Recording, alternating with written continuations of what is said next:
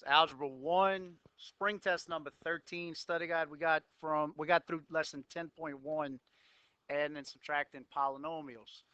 Number 1 tells you to write this polynomial in standard form, then name it based on its degree and number of terms. The first thing you have to notice is that there are two numbers that have the same degree. They have two x squareds up there. What that means is you can combine those two. You can combine negative 11 and positive 6 to get negative 5x squared. Remember, if you're writing something in standard form, you're putting the biggest degree first. X squared is the largest degree there. The next largest degree is x to the first power, negative 8x. And then the smallest degree up there is the constant term, x to the 0 power, which is positive 2. Here it is written in standard form. That's the first thing you had to do.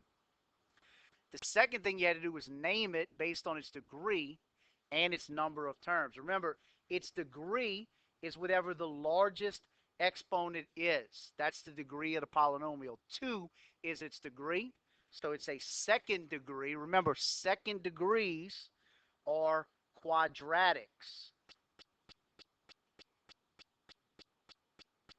It is a quadratic. Remember, don't think of quad as being 4. It is 2 when you're talking about polynomials, quadratic. The second part says, and on number of terms. There are 3 terms. If you named it 4 terms because you just counted it at the beginning before you rewrote it, you would have simply called it a polynomial because we said they're either going to be monomial, binomial, or trinomial, or we'll just call the rest of them polynomials. This one only has 3, though, once we combine those two x squares. Therefore, this is a quadratic trinomial. That is it written in standard form, named a quadratic trinomial. Number 2, all you have to do with this one is write it in standard form. None of the degrees, unlike number 1, none of the degrees are represented more than once. So all you're doing is you're gonna take the largest exponent listed first, then the largest, the next largest, and the next largest till you get to the constant term. G to the third power is the largest degree. That term right there, remember the sign goes with it, is negative 2g to the third. The next largest degree is g to the second power. That's positive 7g squared. The next largest degree is g to the first power. Again, that's positive 3g to the first power. Then the smallest degree up there is a constant term, negative 4. Here it is written in standard form, negative 2g to the third plus 7g squared plus 3g minus 4. Largest exponent to smallest exponent. Okay, this one's a little bit different. I don't think we looked at an example exactly like this. It's very simple, though. I told you the degree of a polynomial is the highest exponent. If you only listen to what I said there, you would call this a 6th degree monomial. But that's when it is a polynomial, more than one term, you take the largest one. When it is a monomial like this, even though m and n are very different bases, and everybody understands that, even though m and n are different bases, you add the exponents simply to determine the degree of this monomial. So if you wrote it as a 6th degree monomial, make a change. If you wrote it as a 6th degree, you were trying to do what I told you to do. This is the first example that's exactly like this we saw of a monomial. This is an 11th degree one.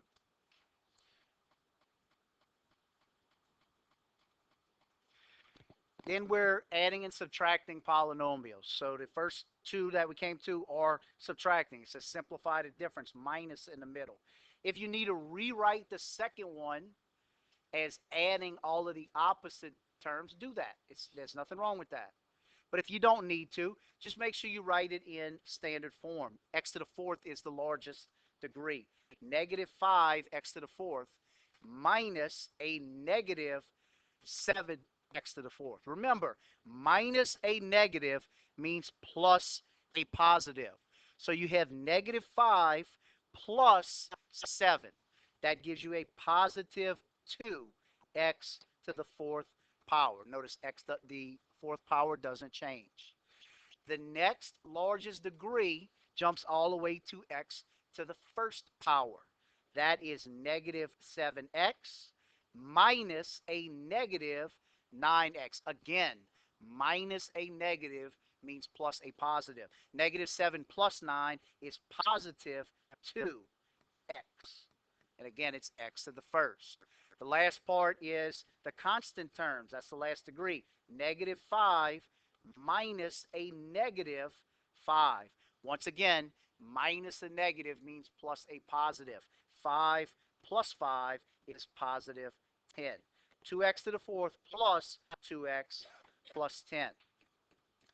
For the next one, your largest degree is w squared. 3w squared minus 4w squared. Notice it's not minus a negative for this one. 3 minus 4 is negative 1w squared. The next degree is w to the first power. Negative 7w plus, minus, since there's a minus in the middle, and notice I almost made a mistake there. Don't let yourself make that mistake on the test. Negative 7 minus 4w. Same sign that time, add them up. 7 and 4 gives you 11, and keep that common negative. Negative 11, w to the first power. Then you have your constant terms. Negative 8 minus a negative 3. Again, minus a negative means plus a positive. Negative 8 plus 3 is negative 5. So negative w squared minus 11w minus 5.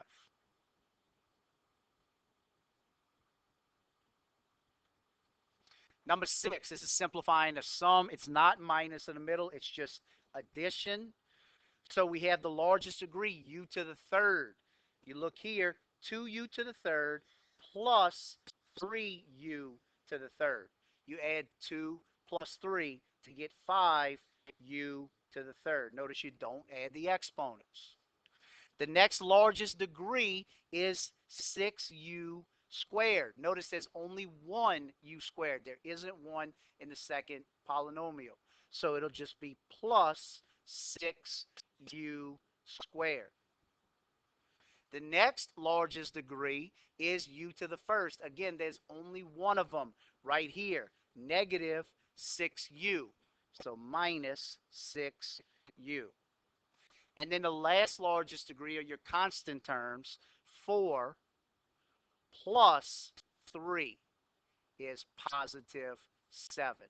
5u to the third plus 6u squared minus 6u plus 7.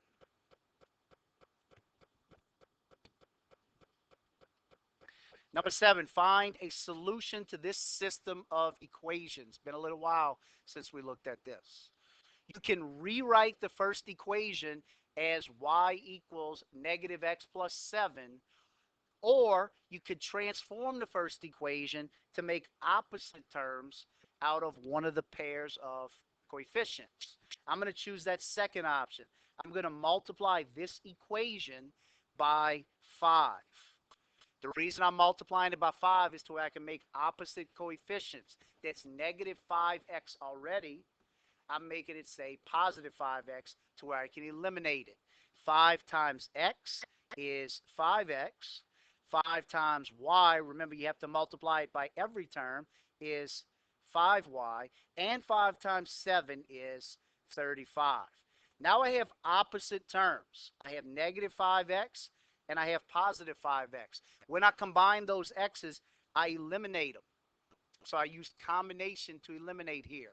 When I combine 4y and 5y, I get 9y. And when I combine 10 and 35, I get 45. So now I have a very simple equation that says 9y equals 45. In order to solve what y is, I undo 9 times y by dividing by 9. And what I do to one side, I do to the other side. 45 divided by 9 is 5. Now I have y's value. Remember, a solution to a system, though, is not one value for one variable. It is a point where both of those equations will cross. Therefore, you need an x comma y value. We have a y value now. Its value is 5. We just got it. So we have to find an x value to complete our answer. Once we have y equals 5, we're going to use the substitution method back into one of our equations. If one of them looks easier than the other one, use it. If they all look the same, use the first one. I think the first equation looks the easiest in this one right here. So instead of x plus y, we're going to say x plus 5 in place of y is equal to 7. Now, again, it's a simple equation to get x's value. Undo plus 5 by subtracting it, and what you do to one side, you do to the other side. Therefore, x is equal to 2. We have a y value of 5. Now we have an x value of 2. Therefore, we have ourselves a solution to this system. If we graphed both of these equations on the same plane, they would intersect at 0.25. Number 8 says, what's the solution to this system? The first method, or I should say, it's really the second method. The first method we learned to solve systems was to graph them and estimate where they intercepted. The second method we learned was the substitution method. When you have one of the variables isolated, it's easy to use the substitution method. In this case, we have a variable isolated in both equations. So if this is y's, if y is equal to 4x plus 4, that means in place of y in the other equation, we can plug in 4x plus 4. That's equal to 3x minus 9. All that we did just now was in place of y, we substituted in 4x plus 4. Now we have an equation that has x's on both sides. Collect your variables on one side of the equation by bringing the smaller one from the right over to the left by subtracting 3x. If you subtract it on the right, do the same on the left, and you'll be left with x right there. Plus 4 is still on that side, and negative 9 is still on the right. Undo plus 4 by subtracting it on both sides. On the left side, and again, if you do it to one side, do it to the other side. Negative 9 minus 4, same signs, add them up, and you get 13, and keep the common sign. X then is equal to negative 13. Again, though, a solution to a system is an ordered pair, x comma y, not just one value. That means we have an x value, negative 13. We need to find a y value by subbing it back in to find what y is. If one of the equations looks easier, use it. If they both look the same, plug in to the first equation. So in place of x, we'll plug in negative 13. Y then is equal to 4 times our new value of x plus 4. Our new value of x is negative 13.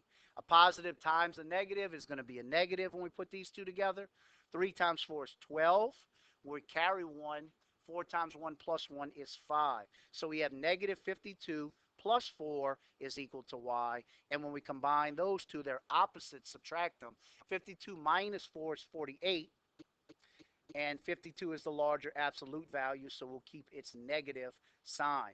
Therefore, our x comma y value is negative 13, negative 48. There's the solution to your system of equations. That is the point where when you graph them, they'll cross that, negative 13, negative 48. Number 9 has you write your own system and then solve it. It says the sum of two numbers is 72. You got to know that sum means plus. These are unknown numbers, so one of them is an unknown x. Sum means to add them plus. The other unknown, we'll call it y. X plus y is 72. Their difference is 10. Difference means to subtract them. Same x, which we don't know, minus this time since it's difference, the same y is 10. Now we have two equations. We have a system. X plus y is 72. X minus y is 10. When we combine these using the elimination method or combination method, 1x plus 1x is 2x. 1y minus 1y eliminates the y's. Those are gone. That's why we use the elimination method. And 72 and 10 is 82. In order to get x by itself, we simply divide by 2 to cancel out 2 times x, and x's value then is 41. So there's one of your values, 41. You need to find the other value by subbing it or plugging it in. So in place of x, we'll drop it in right here. So instead of x plus y, now we have 41 plus y is 72. In order to get y by itself, we need to undo positive or plus 41 by subtracting it. When you do it to one side, subtract the other side, and you get 31. X's value then is 41. Y's value is 31. X comma y written as an ordered pair is 41, 31. And that is the solution to your system. This one says solve it using elimination. It's set up nice and neatly for elimination. You have all of your x's stacked, all your y's stacked, and all your constants stacked.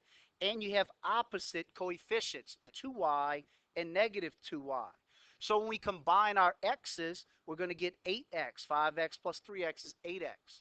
When we combine our y's, 2y and negative y, they're opposites. They eliminate. That's why we like to use those. And when we combine negative 22 and negative 10, we get the same sign, so we add them, negative 32.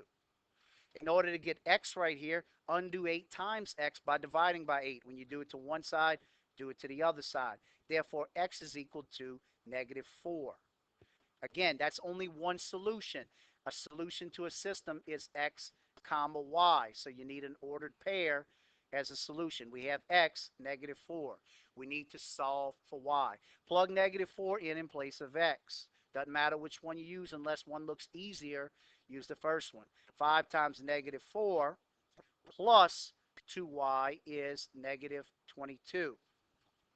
Again, 5 times negative 4, we'll multiply that. Negative 20 plus 2y is negative 22.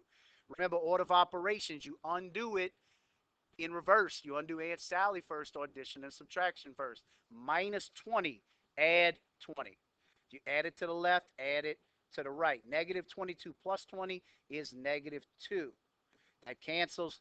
2y then is equal to negative 2. Get y by itself by dividing by 2 to cancel out 2 times y.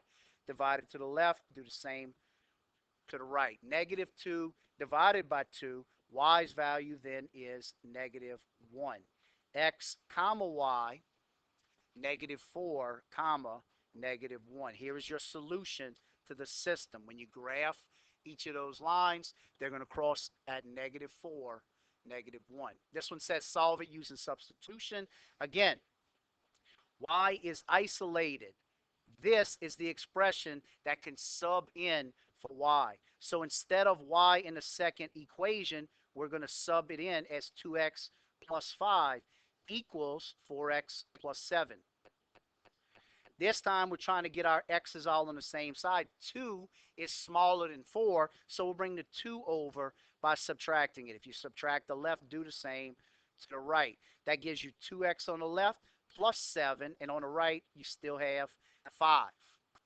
Since we brought our x's to the right, we want to bring our constants to the other side. Subtract 7, do the same here. 5 minus 7, I wrote 2. Got ahead of myself a little bit. 5 minus 7 is negative 2, is equal to 2x. Then to get x by itself, divide by 2 to cancel out 2 times x. Do the same here. Negative 2 divided by 2 is negative 1. X's value then is negative 1. Again, x comma y, x's value we just found is negative 1. We need a y value to make a solution. In place of x, we'll plug in negative 1. So just take the first equation. Y equals 2 times x plus 5. X's value is negative 1. 2 times negative 1 is negative 2 plus 5. Y's value then is 3. X comma y, negative 1, positive 3. Here's the solution to the system of equations.